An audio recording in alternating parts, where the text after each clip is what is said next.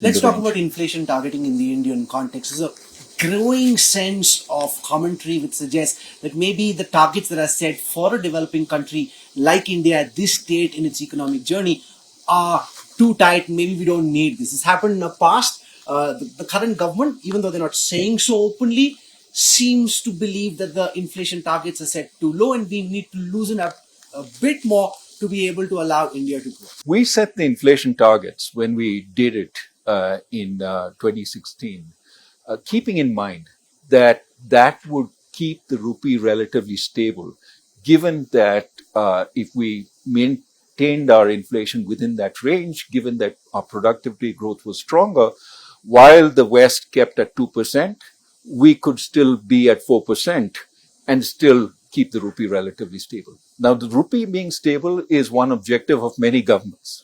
And therefore, I think moving away from the inflation target, you have to accept then that your nominal sort of currency versus the dollar or versus other currencies will continue depreciating. The broader point, however, is what is an acceptable level of inflation? My sense is if it is at 4%, which is the midpoint of the range, people don't bother about it that much. When it gets beyond that, they start worrying. Right now, it's at the top end of the range.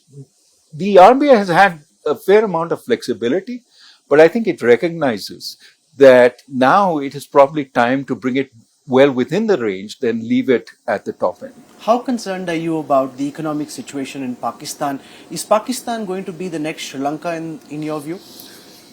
You mean, are they going to default? Are they going to? I mean, Pakistan is heavily indebted, and it has had a calamitous sort of problem with the rains and the flooding of the various of agriculture. I think it is in a difficult situation. Will it default? Well, it depends on how much money it gets, both from the IMF and the Middle East.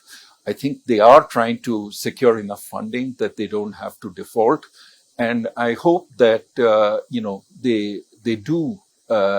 Default for any country is terrible for the citizens, especially if you're cut out of the ability to import necessary goods. We saw that in Sri Lanka, with Sri Lanka unable to import fuel.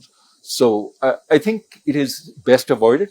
It also is very good for India if we don't have disruptions in neighboring countries, because they tend to percolate back to us. What's your outlook on the Chinese economic trajectory from here?